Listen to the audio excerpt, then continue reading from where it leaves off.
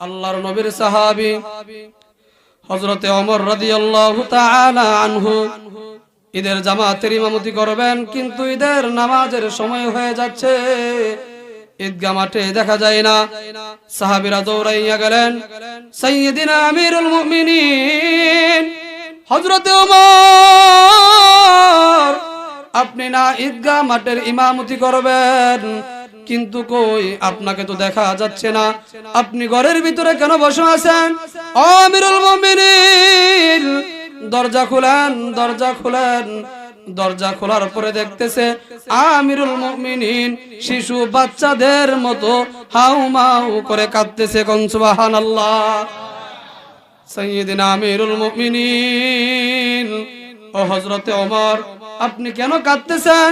আজকে আপনার ঈদগাহ মাঠের ইমামতি করার কথা, সবাই ঈদগাহর মাঠে চলে গেল, কিন্তু আপনাকে দেখা যাচ্ছে না। ও আমিরুল মুমিনিন, কিসের জন্য আপনি কাঁদতেছেন? আমিরুল মুমিনিন কি জবাব দিলেন? ও মুসলমান ভাইরা আমার, গভীর মনোযোগ দিয়ে শুনেন। আমিরুল মুমিনিন জবাব দিতেছে, ও ভাই, তোমরা ঈদের ময়দানে যাবা, হাসি খুশি আনন্দ করবা। বলে তোমরাই তো আনন্দ করবা, আনন্দ কে করবে? বলে আমিরুল মুমিনিন কেন?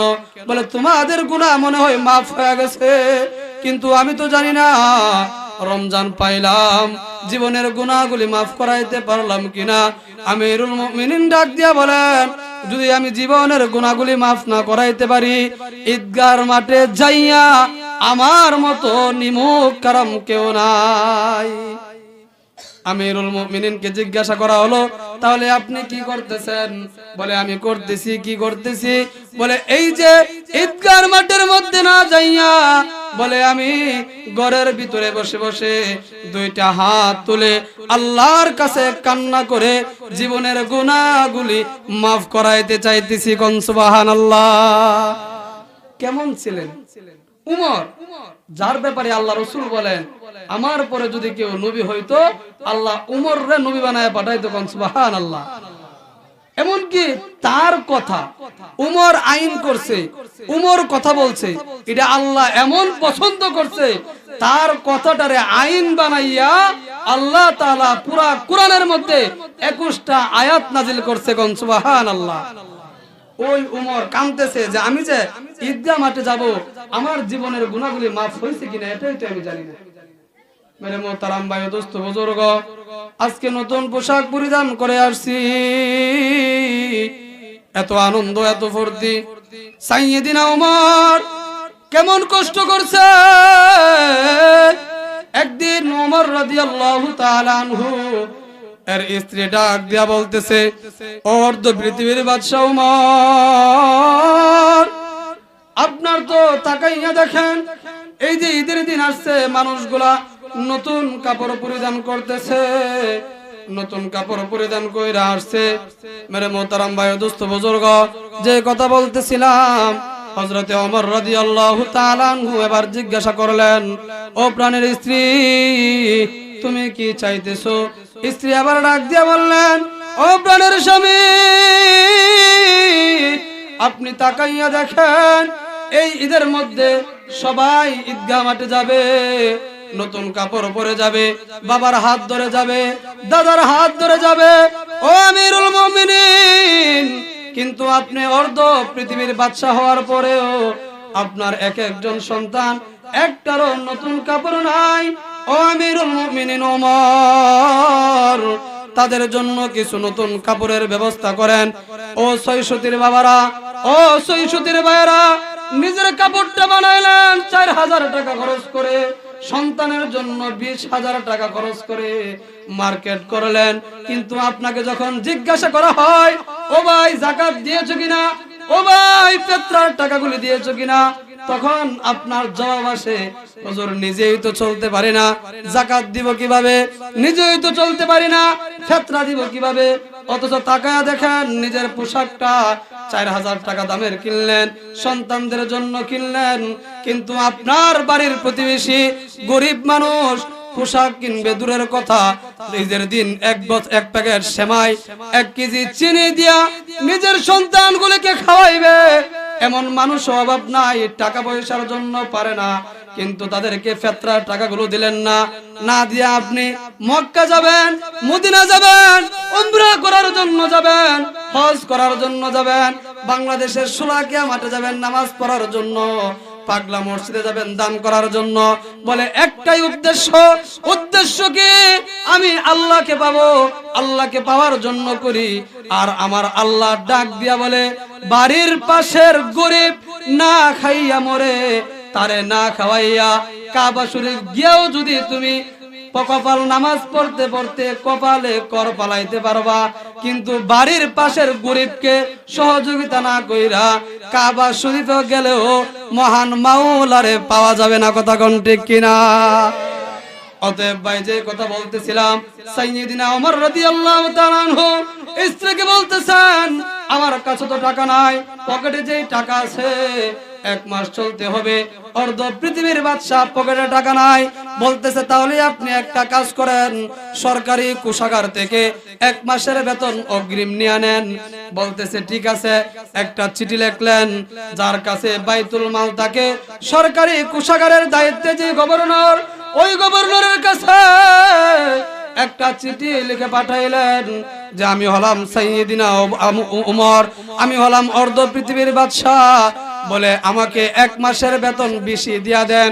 গভীর মনোযোগ দিয়ে কথাগুলি শুনেন ও বাবারা, ও বাবারা, বৎসরে একটা ঈদ আসে, এই দিনের মধ্যে অল্প একটু আলোচনা হচ্ছে, গভীর মনোযোগ দিয়ে শুনেন। ওমর রাদিয়াল্লাহু তাআলা আনহু চিঠি লিখলেন যে আমি সাইয়্যিদিনা ওমর, আমি হলাম অর্ধ পৃথিবীর বাদশা, আমাকে আপনি 1 মাসের বেতন আগাম দিয়ে দেন, অগ্রিম 1 মাসের বেতন দিয়ে দেন।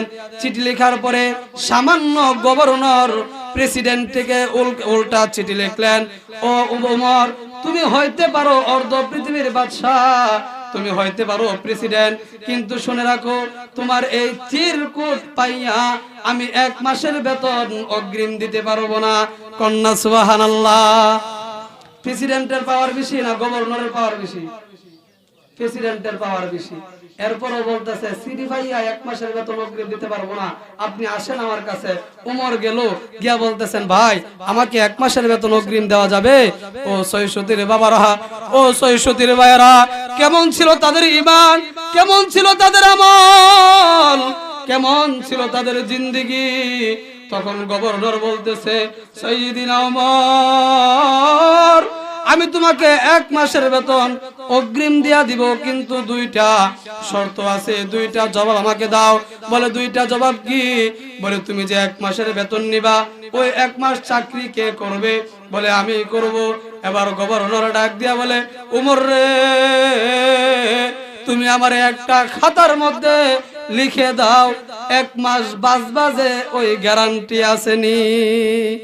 সুবহানাল্লাহ। বাড়ি দিয়া কইেন সুবহানাল্লাহ, ডঠিল্লা কল লাগে, কই না সুবহানাল্লাহ। বলতেছে ওমর, তুমি যে 1 মাসের বেতন অগ্রিম নিবা, তুমি 1 মাস বাঁচবানি, এই গ্যারান্টিটা দাও। সুবহানাল্লাহ। ওমর আরেকটা গ্যারান্টি দাও, যদি ওই 1 মাস বাঁচো, এই রাষ্ট্রের মানুষ তোমাকে এই যে 1 মাস গভর্নর বা প্রেসিডেন্ট রাখবে কি না, এটারও গ্যারান্টি দাও।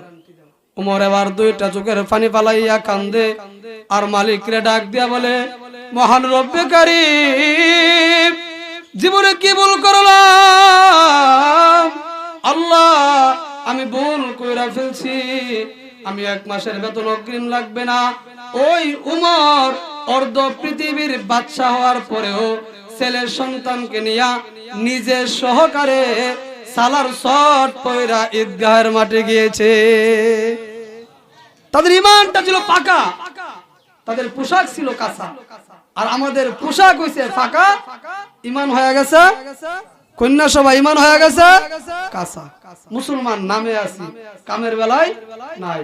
অতএব বাবারা, প্রত্যেকের কাছে আবদার থাকবে, যা চলে গেছে তো গেছে, সামনে যদি আল্লাহ বাঁচায় রাখে, এখন থেকে নিয়ত করে রাখেন, আল্লাহ যদি আমারে বাঁচায় রাখো, সামনের রমজানের একটা রোজাও ছাড়বো না। ও আল্লাহ, রমজান তো নামাজ পড়ছি না, কিন্তু আজকে থেকে 1 ওয়াক্ত নামাজও ছাড়বো না। এই নিয়তটা করা যায় ইনশাআল্লাহ? যদি করা যায় 2টা হাত তুলে দেখান তো আল্লাহকে। আল্লাহ বলেন, আল্লাহ আজ থেকে আর কোনদিন নামাজ ছাড়বো না ইনশাআল্লাহ। আল্লাহ আমাদেরকে তৌফিক দাও। ও আল্লাহ, নবীর কোন সুন্নত শরীর থেকে নিজের সাথে কবরে যাবে না, কিন্তু দাড়িটা যাবে। ও মাবুদ, আজকে তাইকা আর দাড়িতে বেলেট লাগাবো না। আল্লাহ সবাইরে কবুল করো। সকলে বলো আমিন।